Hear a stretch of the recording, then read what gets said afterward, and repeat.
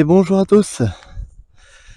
Alors, je me suis motivé à commencer la récolte des patates qui me restaient de la variété dont je vous parle tant, qui me pose quelques questions, on va dire.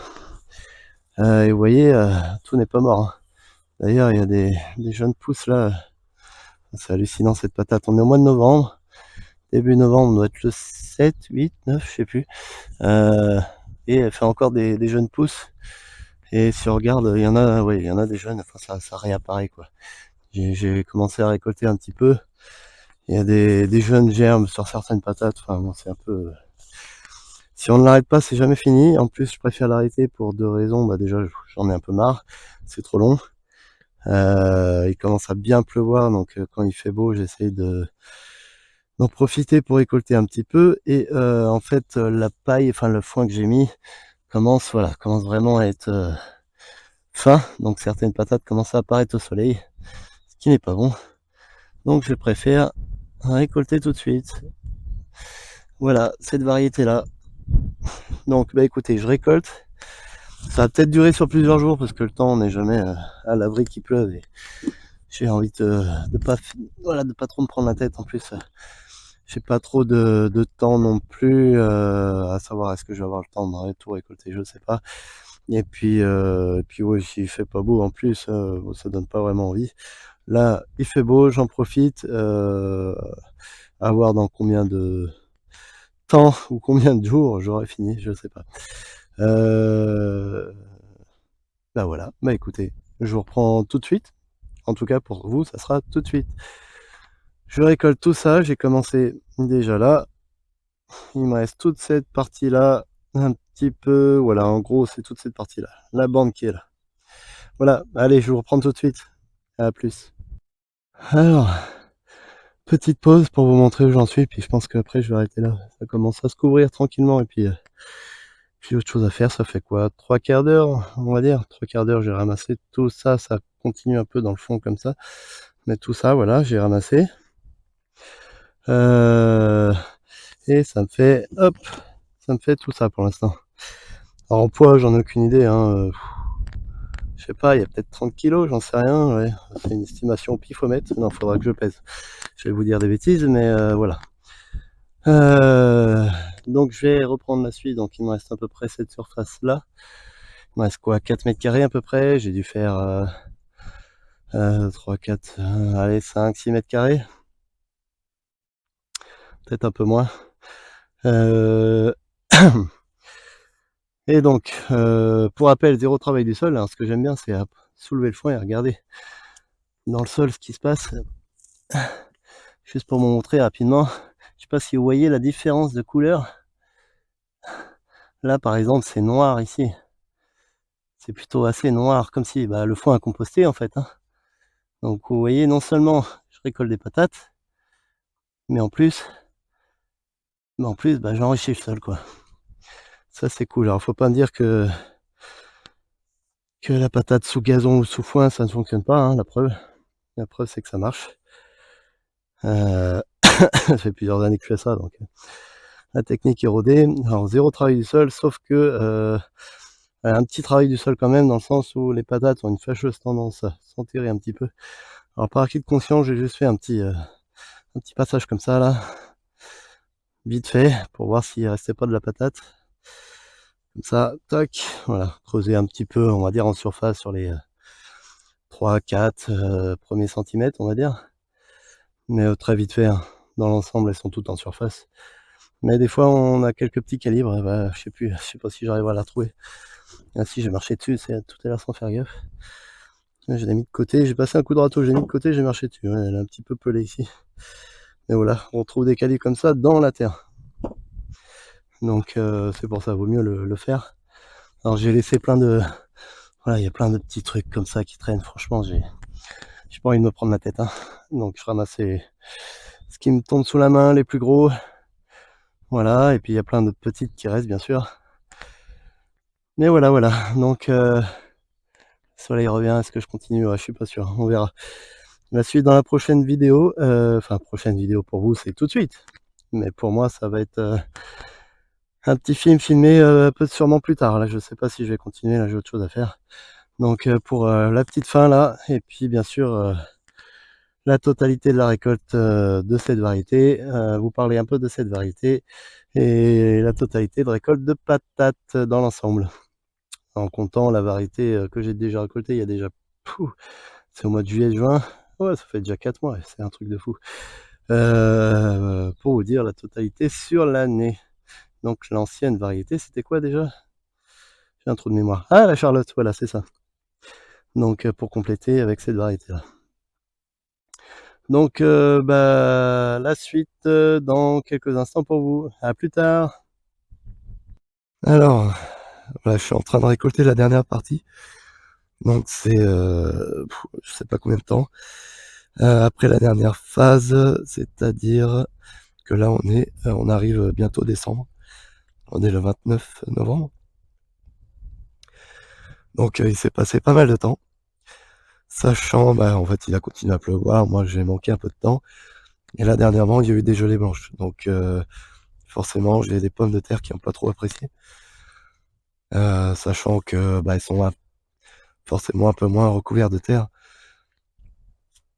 Et du coup, et puis en plus, bah, le foin a commencé à vraiment bien se décomposer là, avec l'arrivée de l'automne. Du coup, il n'y a plus trop de foin. Un petit peu quand même. Mais voilà, j'ai quand même pas mal de patates très abîmées, comme celle-là, par exemple, ou un peu moisies, ou carrément, il reste même plus que la peau. Donc voilà, il y aura peut-être un petit peu moins au final.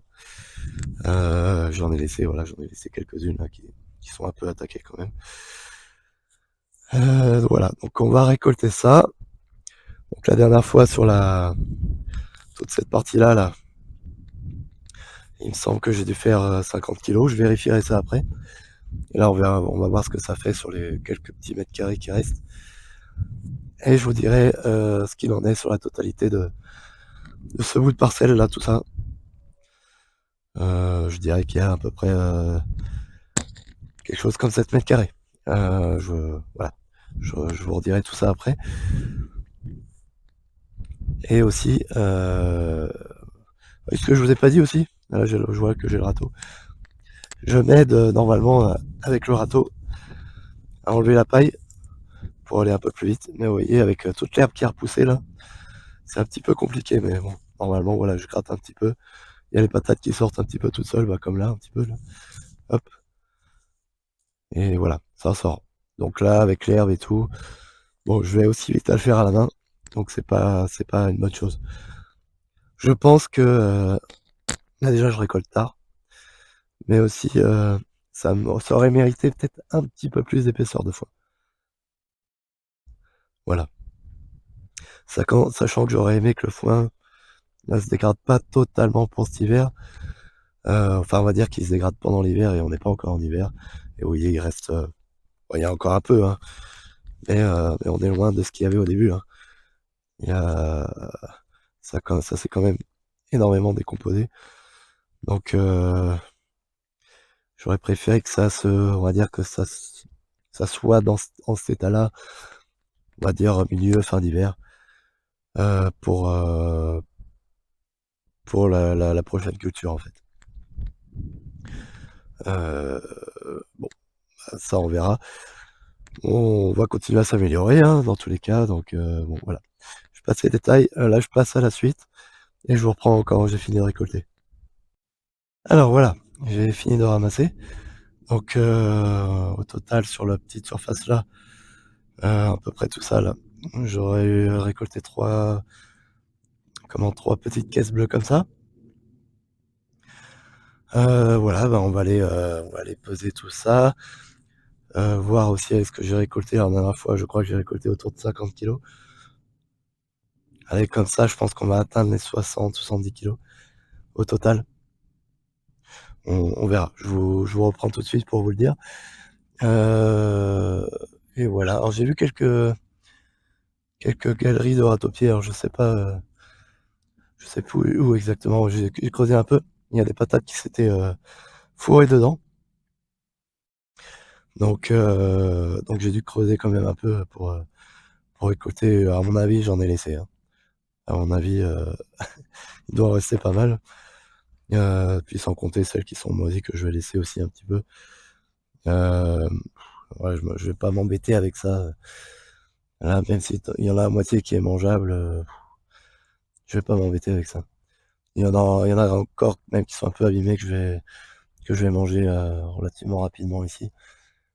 Mais voilà, je m'embête pas avec les plus abîmés parce que sinon ça voilà, j'ai juste pas envie de m'embêter. Voilà, en tout cas, je vous reprends tout de suite pour la totalité de la récolte. À tout de suite.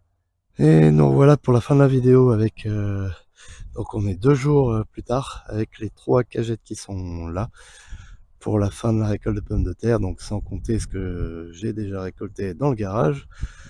Au final, on arrive à un résultat de 49,7 kg pour cette variété, donc c'est la variété Sarpomira. Je suis un petit peu déçu. Alors, je vous explique, hein. On est à un peu moins autour de 6 m², on va dire, sur cette variété-là, de culture. Hem Et donc ça nous fait un rendement, plus ou moins, on va arrondir à 8,5 kilogrammes par mètre carré. Et sachant que l'année dernière, en pleine canicule, en arrosant, on va dire comme d'habitude, un peu comme j'ai envie, un petit peu, pas très souvent, mais sans laisser mourir la culture et voilà, on va dire de temps en temps. Donc canicule, sécheresse, une belle sécheresse l'année dernière et j'étais à un rendement de plus de 10 kilogrammes par mètre carré. Donc un petit peu déçu, sachant qu'il a fait, beaucoup de pluie cette année, donc beaucoup d'eau. Donc ils ont pas manqué d'eau. Alors est-ce qu'il y a eu trop d'eau peut-être ou est-ce qu'il y a pas eu assez de chaleur? Parce que c'est vrai que cette année, il a fait plutôt frais. Donc voilà, c'est un petit peu déçu. Je m'attendais à beaucoup plus pour cette variété, sachant elle a eu l'eau qu'il fallait, on va dire.